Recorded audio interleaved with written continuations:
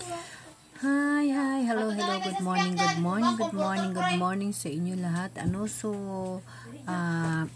Update tayo sa health natin for today. Pagising ko, okay yung pakiramdam ko. Wala kaming swimming kahapon. Pero may konting pamimigat yung aking katawan, So, I think nasa pagkain, nasa food. So, hindi ko na siya kinain, inulit ng kain. So, ngayon, natulog ako kagabi, magaan na yung pakiramdam ko. At hanggang ngayon, so, yung kinain ko lang is fry na isda and then yung shirataki rice na 2 kutsara at saka yung 2 saging. So, nagising ako ngayon, okay yung pakiramdam ko. So, natataka ako kahapon, hindi rin ako nakaswimming, hindi rin ako nakaswimming. So, kumbaga, hindi rin ako nakatherapy kasi nasa isip ko lagi na pa mag-therapy ako, maayos, magaan yung pakiramdam ko. So, hindi rin ako kahapon nag-therapy, ng kaunting kimbot-kimbot nga, wala pa nga siguro 5 minuto yun, So, I realized na maybe sa pagkain, sa isda siguro na kinain ko yung pinaksiwan kasi naka 3 times kain na ako. So, parang something ganun.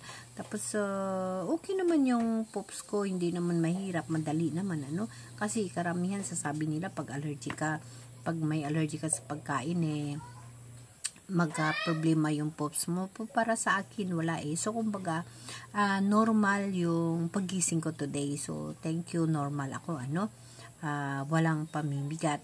Wala pa ako nagkilos na hindi pa ako nag-breakfast. So, uminom lang ako ng tubig na maaligamgam.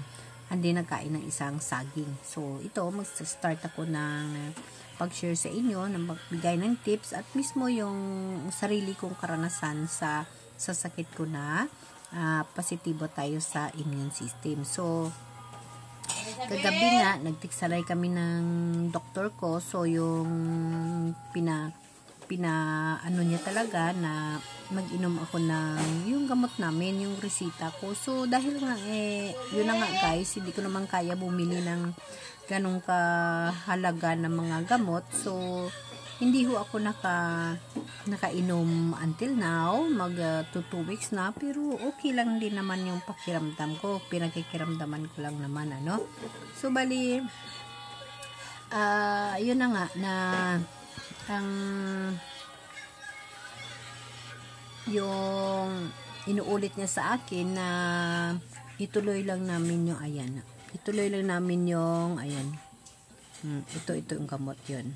So, yun lang ang inuulit niya sa akin na ituloy lang namin yung aming gamot, na 500 milligrams na micronutrient at saka yung 250 milligrams na fiber. So, hindi pa ako naka-decided na natutukan na pag-inom niyan, pero sa totoo lang wala rin panggastos sa 3 times a day na tag 62, tapos tag 50 plus na 3 times a day. So, questionable sa utak ko kasi wala naman kang budget, di ba? So, nakabasa lang ako, ang ginagawa ko, tinututukan ko yung pagbasa sa mga anti-allergy na tinatawag na yan, sinasabi nila, so basahin ko na lang, So, yun ang sinasabi na food additives, cancer food allergies and sensitivities, hyperactivity. So, dun basa ako ng basa niyan. So, dito ko nakikita yung sinasabi nila na food allergies and sensitives, yun. So, sabi ko, yun? Kasi, masilan ako sa pagkain, napakasensitibo ako. So, nakalakay dito na only 1 in 50s or 2% of adults suffer from true food allergies of any kinds. Among those who do have food allergies, the most common reaction are to milk, egg, peanut, soybeans, tree, nuts, fish, shellfish, and wheat.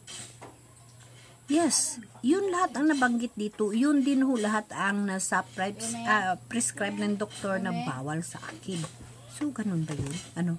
Tapos, non-food allergies are more common than food allergies. Tama. If you think you have a food allergies, so, kailangan mo pa-diagnose ka. Something ganun, or mag-self-diagnose ka. I-check mo bawat kinakain mo kung ano ba yun. Kung pwede ba sa'yo. Yun ang ginagawa ko, guys, kung bakit na magwa 1 year na nandyan ako sa autoimmune disorder ko, sa allergy sa pagkain, na 1 year na ngayon na lumalaban ako. Chinicheck ko talaga yung pagkain ko.